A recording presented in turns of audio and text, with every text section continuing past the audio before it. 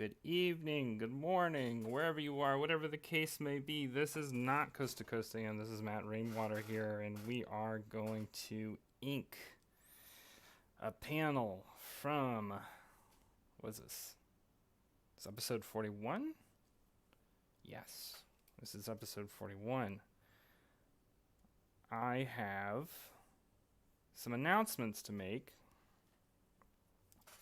which all my Patreons have probably, all my Patreons, you're not, I always hear people call Patreon contributors Patreons. What are you? Are you patrons? Contributors? I guess I like to call y'all contributors. Leave a message. Leave a message at the end of this video if you have a preference. But as I was saying, I've been bugging all y'all probably the last couple of days because I am implementing some new aspects to the reward system of Patreon. And that has primarily to do with the Discord server that I started, the Mancers Union 2311. I've seen a couple of y'all sign up. I'm curious if there are some more that want to sign up, because it turned out that the link that I shared with all of y'all in private message was a link that expired. So, that being the case, if you are wanting to get into the Discord server, either drop me a line, I will also leave a link at the end of this video, just as an additional, reminder. I really would love to see y'all on the Discord server. The plan is I'm going to be doing some live streams in the Discord. Figured that's a great way to get some time for all of us to spend together, if that's what you want to do. If you don't, that's okay. I know life's busy, right? There's a lot going on. But I did wanted to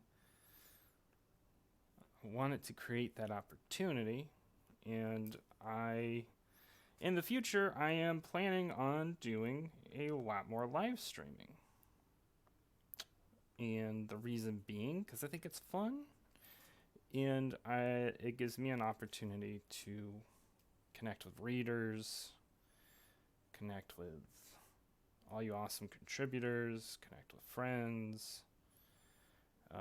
It could be kind of, a lonely life sometimes, just sitting in my studio, aka my room, aka the kitchen, aka the living room, wherever it is that I'm working. Sometimes it's a coffee shop, but sometimes it can be a little bit lonely, and under those circumstances, one tends to want to reach out a little bit. So this is me wanting to reach out with y'all, also wanting to create some additional opportunities to give y'all some love back, because all of y'all are really showing some awesome support for me, support for Trailer Park Warlock, support for the Patreon, etc., etc. So, all that being said, last week I talked about wanting to go see The Tale of Princess Kaguya, and it turns out it's not playing in Lake Charles. So, not going to see it, at least right now. Not entirely sure when I'm going to see it, but I'm going to make a plan to see it. I've not been super entertained the last couple of weeks. I've been really missing out on that, and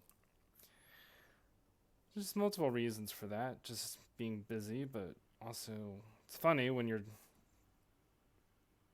working a lot and kind of tired. Sometimes I am too tired to be entertained, or the kind of entertainment I want to do is like a specific kind of entertainment.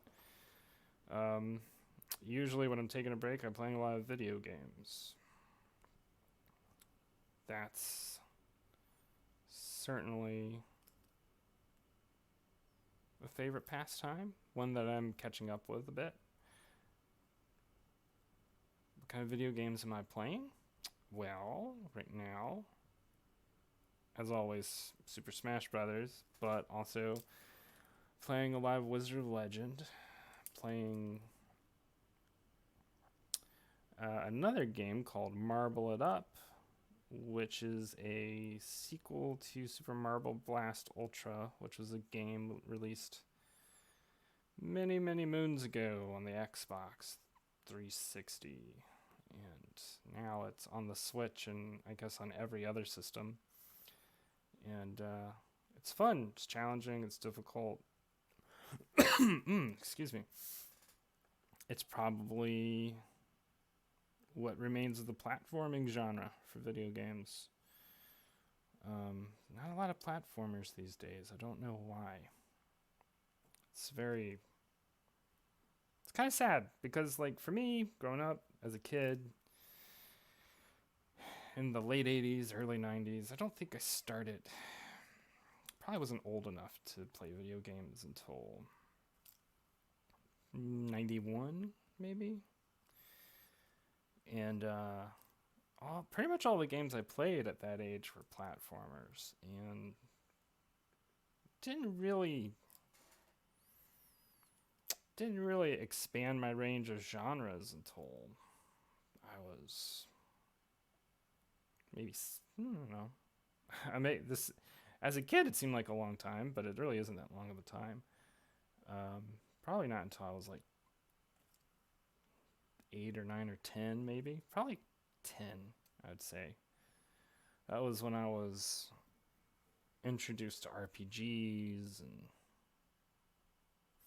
fighting games and, you know, so on and so forth. Some notable games at that time were...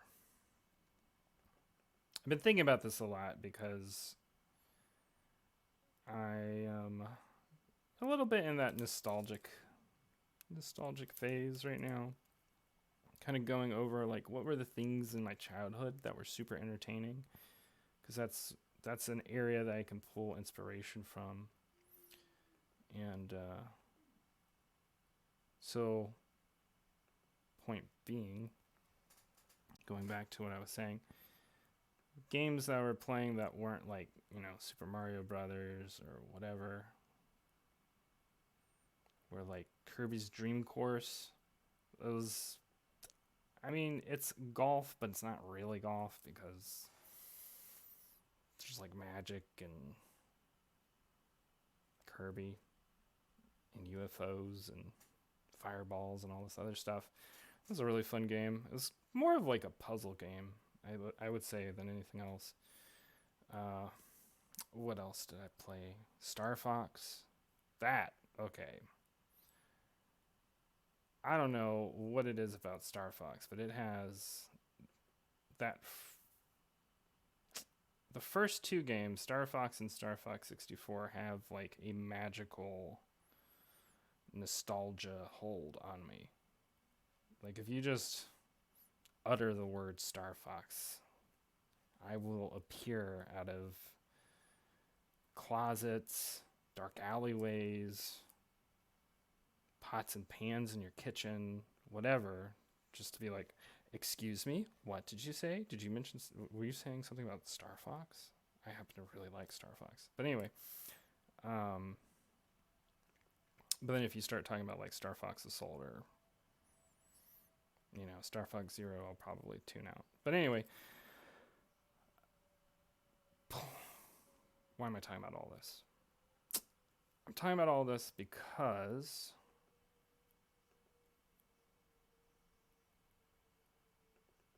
I like video games. It's something that I can't get away from it. It's a form of entertainment that I've grown up with. I'm very accustomed to. I speak the language of in a very robust way. And it's also a place where I get a lot of ideas for my art, a lot of ideas for stories. Um, and I'm becoming more aware of that. And there's a certain, it's interesting because there's a certain attitude of like a person couldn't be informed or whatever, or literate, I think might be the word I'm looking for, because they play video games. But I think whatever form of art, whatever art form you're into, whether it's video games, comic books, whatever, if you're playing the good ones, you're going to get curious, interested. You're going to want to inform yourself and explore new corners of your world, your real lived life outside of the fictional world. At least that's my opinion. That's the case for me. Doesn't necessitate that's the case for everybody, but it's certainly the case for me. So,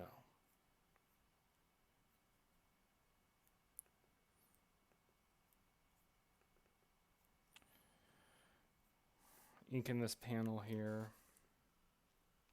This very odd vampire gentleman. I'm not going to go too deep into it because I don't want to give away what's going on in the story. But he's basically about to initiate a magical spell using an antique camera. And I'm always interested to see how people react to this stuff. I really enjoy coming up with new weird ideas to implement into Trailer Park Warlock.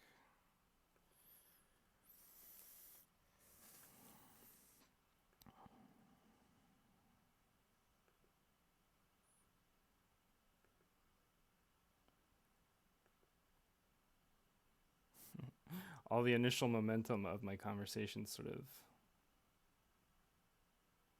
ran out. So I apologize if you're like, well, where did the conversation go, Matt? And I'm like, well, I said everything that was on my chest, but I do want to stick around with y'all until I finish inking this panel. So kind of thinking about what else was on my mind.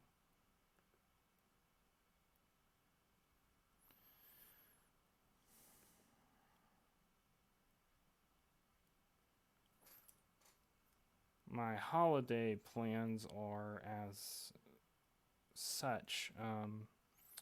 Friend Austin's coming back into town. We're going to go to a Magic the Gathering tournament, apparently.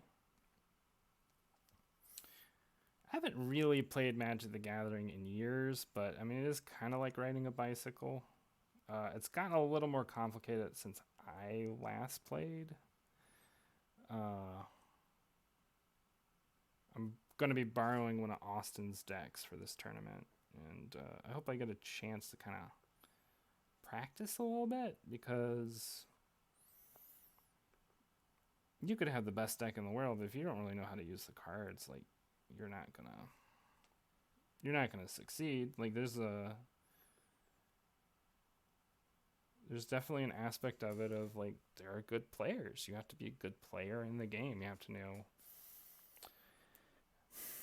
as the infamous song goes, gotta know when to hold them, know when to fold them, know when to walk away when the dealing's done. But I think it'll be fun. And then after that, apparently we're going to go see the last Star Wars film. And it will probably be the last Star Wars film I ever watch. Because I'm kind of done. Kind of over it. I know there are people who are enjoying The Mandalorian out there. Enjoying Baby Yoda and all that stuff. And I think I'm just ready to hang it up. Ready to say goodbye to old Star Wars. Say goodbye to that universe. Let it rest, at least in my mind and in my imagination.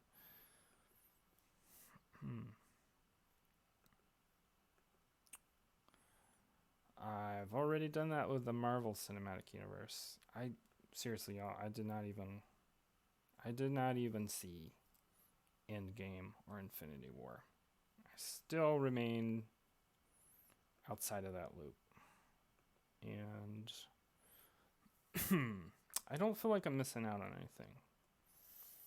Really don't. Because all I really need to know about Thanos, I can get from the memes. All I really need to know about, I was going to say Star Wars. All I really need to know about the Marvel Endgame stuff, I got from memes.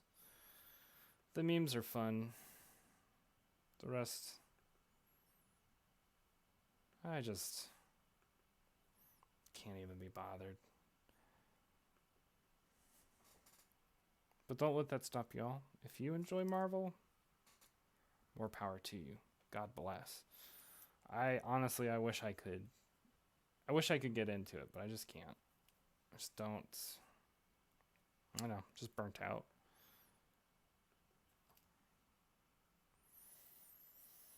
Another thing that I am revisiting for myself personally, for my own creative reservoir to refill my pool of inspiration, is I'm revisiting some works by Osamu Tezuka, the late great manga artist who many people proclaim single-handedly created the format. I don't know. Probably. He certainly did a lot. But for me, regardless of any of that, Osamu Tezuka is probably the first artist I came across where I became obsessed about his work and became incredibly inspired by the breadth, the depth, the general curiosity that he has in his work. There haven't been not too many storytellers like him. A lot of people like to call him like the Disney of Japan, and I really feel like that does a disservice to Tezuka because his stories go to places, I would say, psychedelic places, even places that Disney never even, still has yet to even like consider. But as part of that, I'm revisiting the Phoenix series, in particular Tale of the Future. That was the very first Osamu Tezuka story I ever came across, and I was pretty immediately hooked. I was what age was I? I think it's probably sophomore year in high school, I would guess. Can't remember how I came across it, but I saw the book. I was entranced by the cover, and there's just something about the way like Tezuka draws where it's like he has this way of drawing where he kind of like, because like all his characters are kind of cutesy and cartoony, but somehow manages to transcend that. And his work speaks like a language that is, I mean, I don't know, lack of a better word, idiosyncratic. It's just like, it's him, you know. It's his voice, his particular nuance of language, nuance of style, etc., etc. And as an older artist, I'm now kind of looking at his stuff with a new light. Now I'm able to pay way more attention to his composition work, which is really the thing that I pay most attention to. Like at this point, like his stories are not mind blowing. They're not like, they definitely draw my attention for sure, but they're not captivating in the same way they were when I was a kid. Like they're now it's more like, I don't know. It's got this analytical edge to it now. There's nothing wrong with that. It's just like, you get older and the work you appreciated as a kid has sort of a new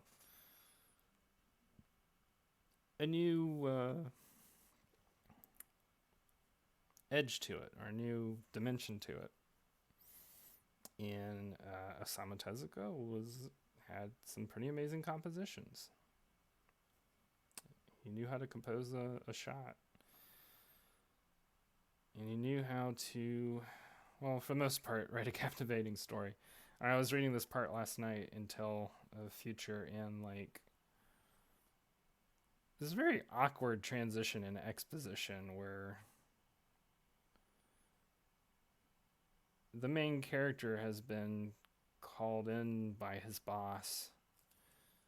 These are space patrolmen, and space patrolman boss is like, oh, so I've discovered that you've smuggled this illegal animal or alien or whatever, literally alien, from another planet into the city. And without any kind of warning, Space Patrolman boss immediately goes into exposition explaining like the mechanics essentially of how this psychic alien works. And I mean, as a reader, it's like, I don't think the dude you're talking to needs to know this. He already knows this. You're just doing this for us. Okay. But this is like really awkward way of doing this. Anyway, point being, even the great Osamu Tezuka, it's not perfect. Nobody's perfect. Pobody's nerfect. Okay, I think what I'm gonna do is I'm gonna put the back of this cloak into shadow.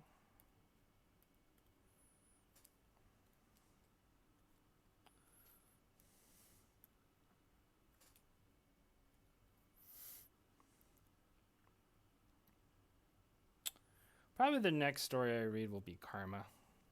That's a really good. That one I remember it as being like legitimately really good, really well thought out, very almost Shakespearean. We'll see. It might not be as good as I remember.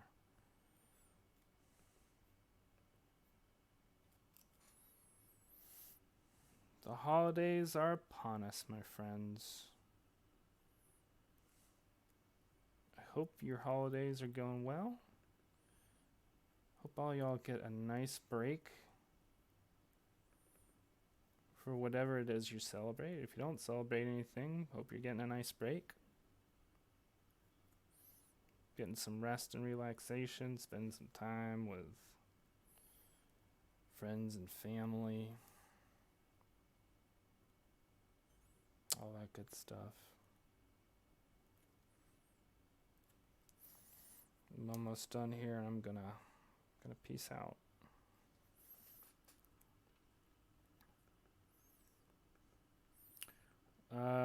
Okay, so final request.